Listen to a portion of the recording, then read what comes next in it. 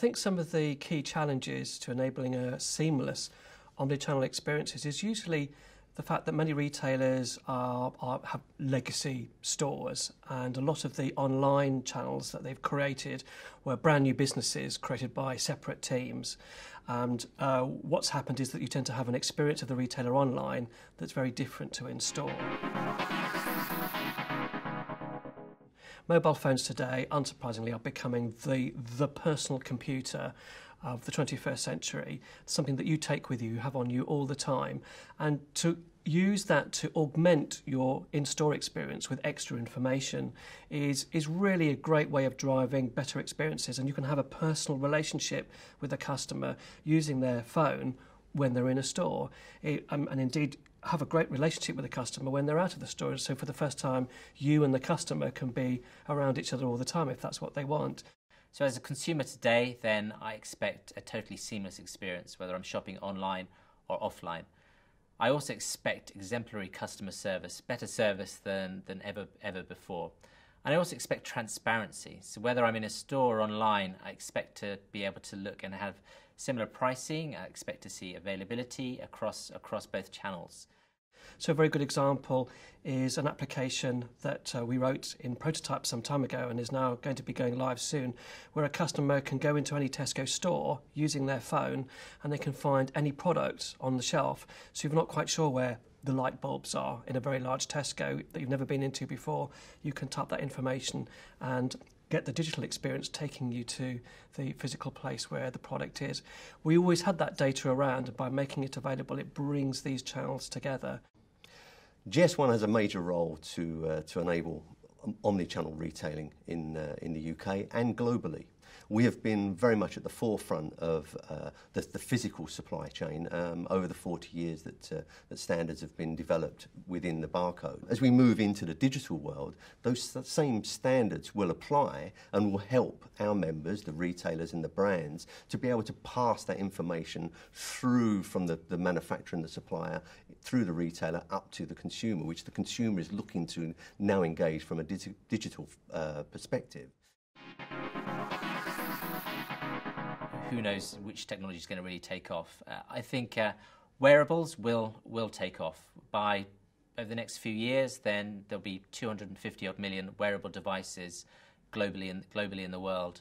We're going to see health bands through to Google Glass, through to smartwatches really take off as consumers really start to understand the benefit and the added value that they can add to their lives. They kind of call it the Internet of Things, but it's really about wearables. These are devices which are on you all the time, just like classically your watch was on you. Having the intelligence in a small device like that you always wear can do extra things for customers. And particularly as a food retailer, Tesco could actually help as a result, because a lot of these devices can have health sensors monitoring your heartbeat and other biometrics. And as a result, we can work out your level of health and nudge you towards eating something more healthy, or to the pharmacy, whichever is more appropriate. What the World Wide Web has done is broken down boundaries. So as a retailer, you can now not only sell in the UK, but you can sell globally. And we see a huge amount of growth for UK retailers coming from export sales. So clearly with that, with a global marketplace, you need a unique identifier that identifies a product and it's standardised across the world. So whether you're shopping in the UK or in Argentina, if you're looking for a particular product, then you want to know that it's a legitimate article. Not only do we have standards that have already been in place and have actually helped the supply chain over many, many years, we're now seeing that those same standards, when applied into the digital world, can actually help and enhance the consumer experience.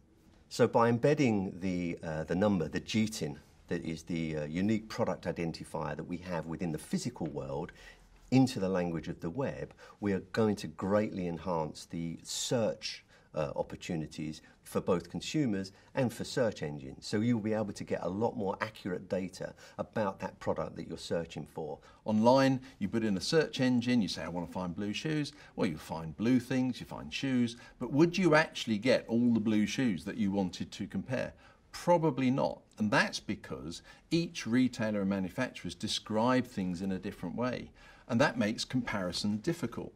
So if you want to get comparison more simply, you uniquely identify what you're looking for. And by uniquely identifying, which is what GS1 standards do, then you'll be able to make a comparison. Comparison means happy shoppers, you find what you want.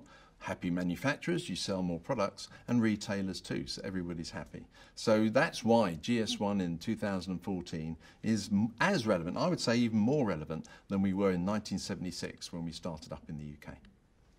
Tesco Labs, the innovation group of Tesco, are working with GS1 to look at how we can apply good, particularly product data standards into the future projects that we put together, not only ourselves, but we work in the world of open innovation, from startups to large suppliers. And if we were to use the GS1 data standards in order to help them write their code, as it were, once, so it could be reused with Tesco and other retailers, that's a great way of engaging with our suppliers, because they only have to put the investment in one time. So by having a data standard that everybody has already accepted but just now needs to apply, is that you write once and then you can reuse the technology you've written everywhere and with every retailer worldwide. And that's one of the key pieces of magic that GS1 brings to this.